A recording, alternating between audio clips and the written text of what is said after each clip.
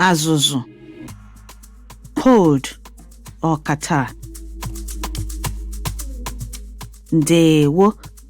Our lesson for today is titled Azuzu, Catarrh or cold, and it's a dialogue between a couple about the man feeling ill. But before we start, we're going to look at 5 key words that we'll learn from this dialogue, and these words are Azuzu, Azuzu, cold or catarrh. Azuzu na-eme ya. He has a cold. Azuzu, cold or catarrh. Isi ọwụwa, isi ọwụwa, headache.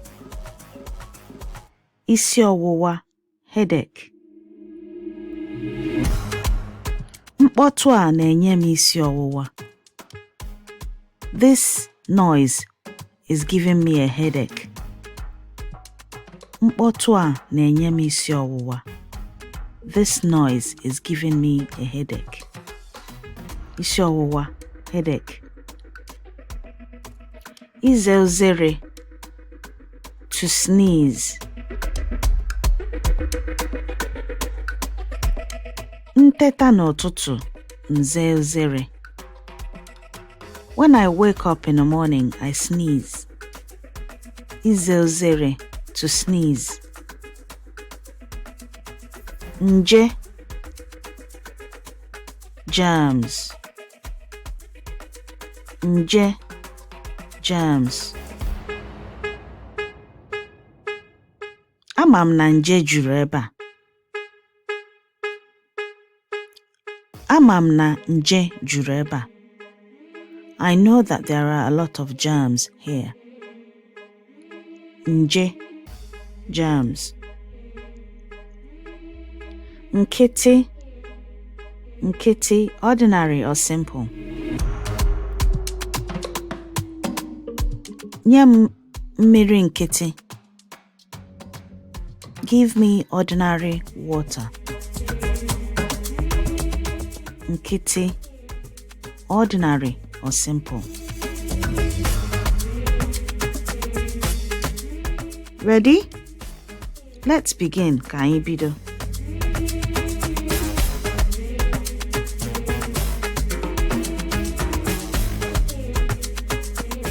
Ahụ adịghị m.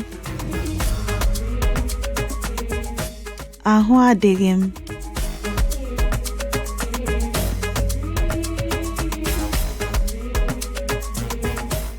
Naanị Azuzu na-eme gị. Naanị Azuzu na-eme gị.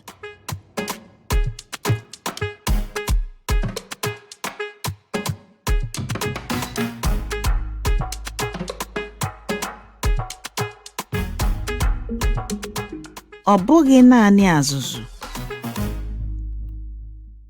Ọ bụghị naanị Azuzu.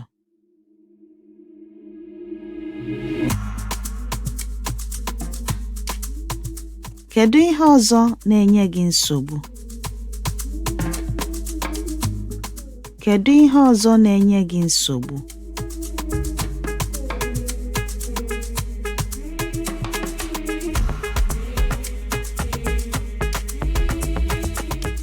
Enwere m isi ọwụwa.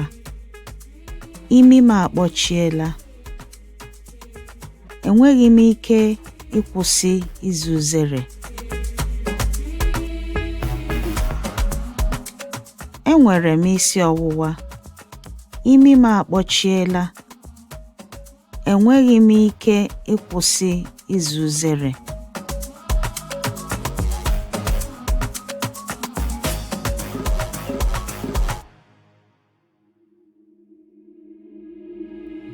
Ị kwesịrị izu ike. Achọghị m ibute nje gị. Ị kwesịrị izu ike. Achọghị m ibute nje gị.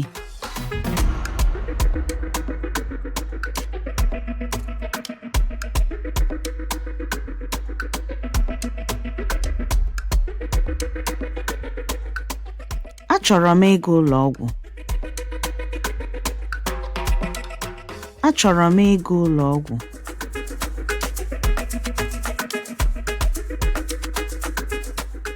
Maka gịnị? Maka gịnị?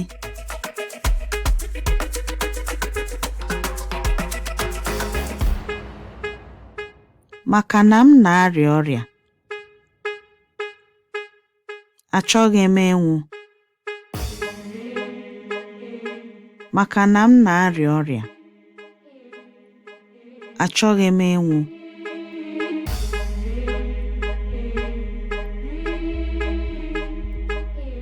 Ọ maka azụzụ nkịtị. Ọ maka azụzụ nkịtị.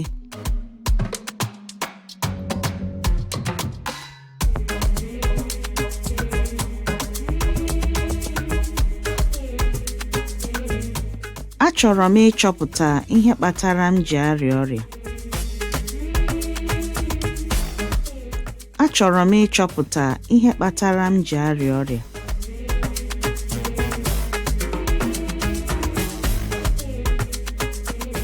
O nweghị onye na-aga ụlọ ọgwụ maka azụzụ. O nweghị onye na-aga ụlọ ọgwụ maka azụzụ.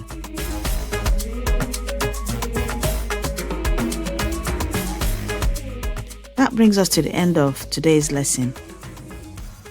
The 5 key words we've learnt from this dialogue are Azuzu, cold or catarrh, isi ọwụwa, headache, ize uzere, to sneeze, nje, germs, nkịtị, ordinary or simple.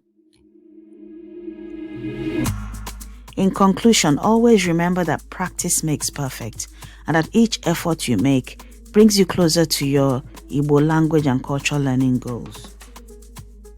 Ka o mesịa. See you on the next lesson.